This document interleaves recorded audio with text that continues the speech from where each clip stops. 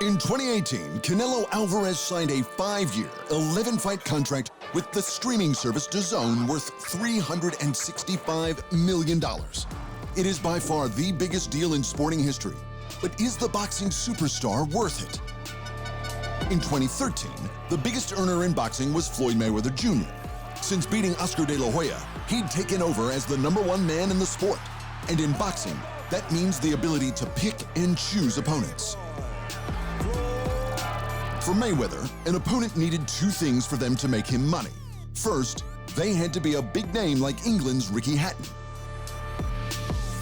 or the Puerto Rican icon Miguel Cotto, because they can bring an entire country's worth of pay-per-views with them. And second, they had to be beatable, while still looking like a challenge. 4-division champ Juan Manuel Marquez, for example, is one of the best Mexican boxers in history. But he was multiple divisions smaller than Floyd when they fought. Enter the fresh-faced 22-year-old Canelo Alvarez. This kid was everything Mayweather could ask for in an opponent, and more. He'd racked up 42 wins and no losses with 30 knockouts. And because Mexico loved him, he all but guaranteed massive pay-per-view numbers. On the biggest stage he could have ever imagined, the young buck went after the biggest name in the game. And according to the scorecards at least, he got close. In fact, one judge somehow managed to score the fight even, which is more than anyone had any right to expect from the 22-year-old. But the other 2 cards reflected the truth of the fight more closely.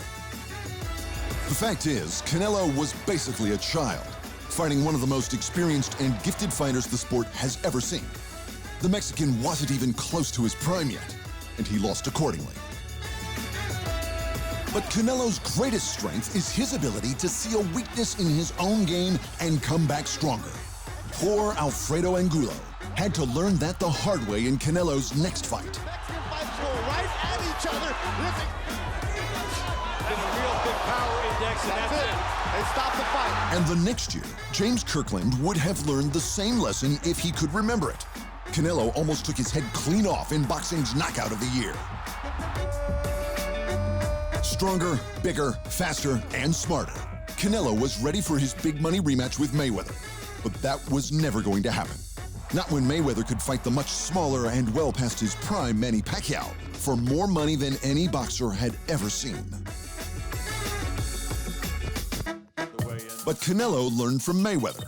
He needed a big name and someone he could beat.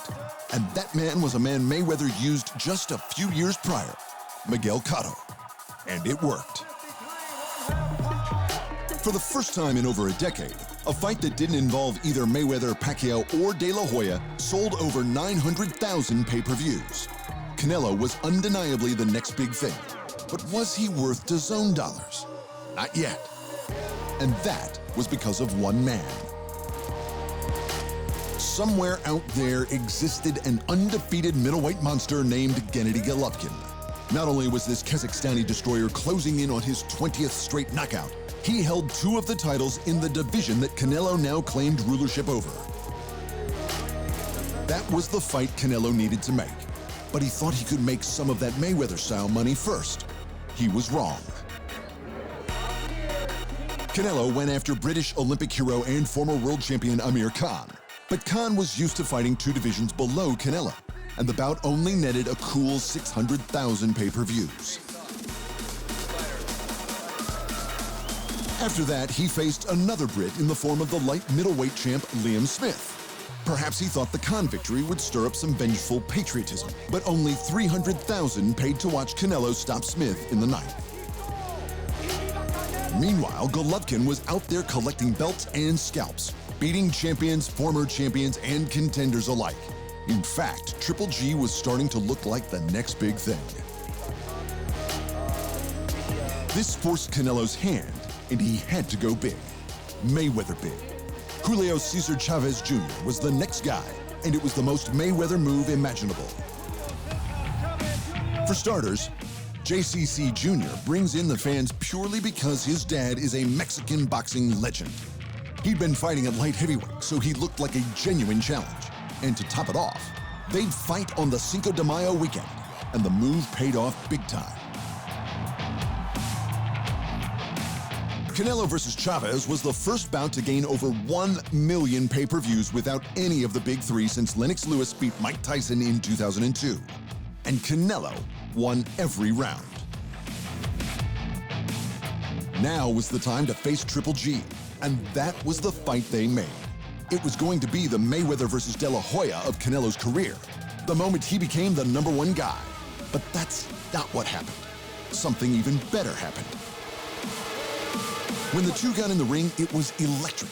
Golovkin came forward as always, methodically pounding away while the smaller Canelo played Matador. They were brilliant, the fight was brilliant, and the numbers were brilliant. Over 1 million in pay-per-views, the highest live gate revenue in boxing history, and a total revenue exceeding over $100 million. It was a complete success in every way possible except the one everyone expected. 14, 114, a three-way split. This is officially a draw. A split decision draw. But this travesty of a result was what led to the DAZN contract. The rematch was inevitable. The heated rivalry was inevitable. The higher profits were inevitable. And this time, Canelo won.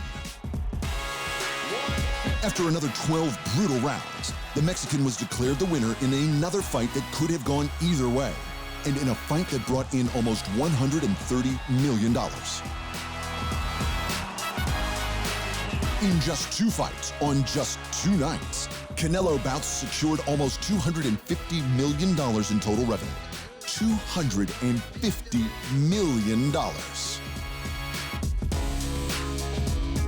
So, when you hear that DAZN stepped in shortly after and offered Canelo Alvarez $365 million for 11 fights, was he worth it? Was he worth the biggest contract in sports history?